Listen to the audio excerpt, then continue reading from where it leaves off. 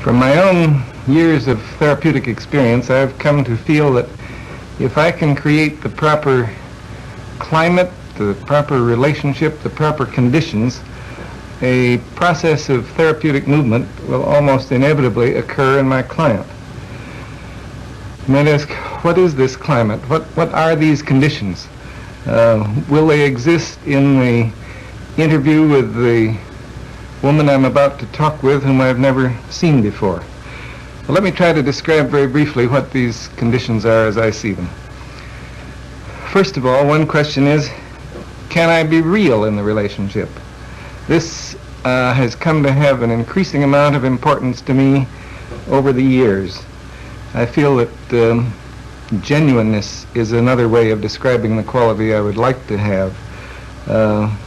I like the term congruence, by which I mean that what I'm experiencing inside is present in my awareness and comes out through my communication.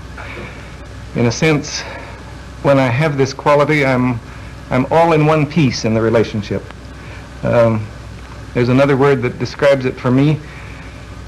I feel that in the relationship, I would like to have a transparency. I would be quite willing for my client to see all the way through me, that there would be nothing hidden. And when I'm real in this fashion that I'm trying to describe, then I know that my own feelings will often bubble up into awareness and be expressed, but be expressed in ways that won't impose themselves on my client. Then the second question I would have is, will I find myself prizing this person, caring for this person? I certainly don't want to pretend a caring that I don't feel. In fact, if I dislike my client persistently, I feel it's better that I should express it. But I know that the process of therapy is much more likely to occur, and constructive change is much more likely, if I feel a real spontaneous prizing of this individual with whom I'm working. A prizing of this person as a separate individual. You can call that quality acceptance, you can call it caring, you can call it a non-possessive love, if you wish. I think any of those terms tend to describe it. I know that the relationship will prove more constructive if it's present.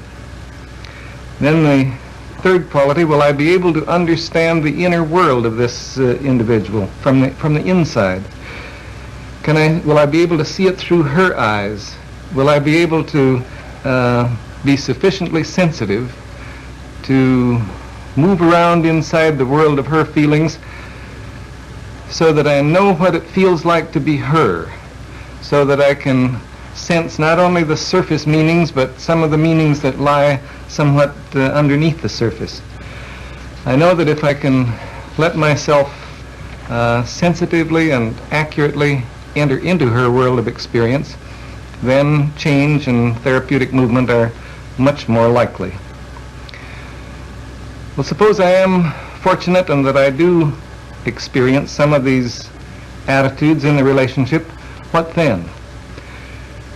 Well, then a variety of things are likely to happen, both from my clinical experience and from our research investigations. We find that if attitudes of the sort that I've described are present, then quite a number of things will happen.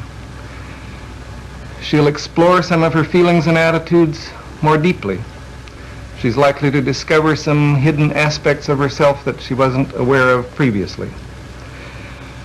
Feeling herself prized by me, it's quite possible she'll come to prize herself more.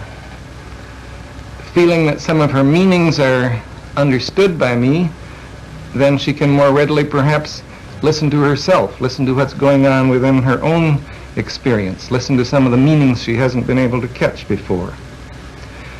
And perhaps if she senses a realness in me, she'll be able to be a little more real within herself.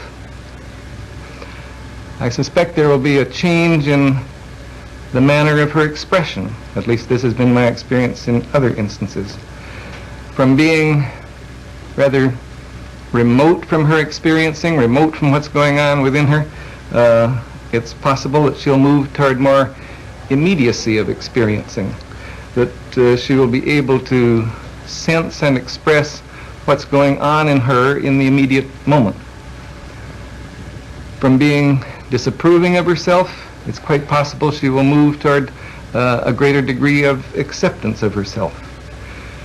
From somewhat of a fear of relating, she may move toward being able to relate more directly and to encounter me more directly. From construing life in somewhat rigid black and white patterns, she may move toward more tentative ways of construing her experience and of seeing the meanings in it. From a locus of evaluation which is outside of herself, it's quite possible she will move toward recognizing a greater capacity within herself for making judgments and drawing conclusions.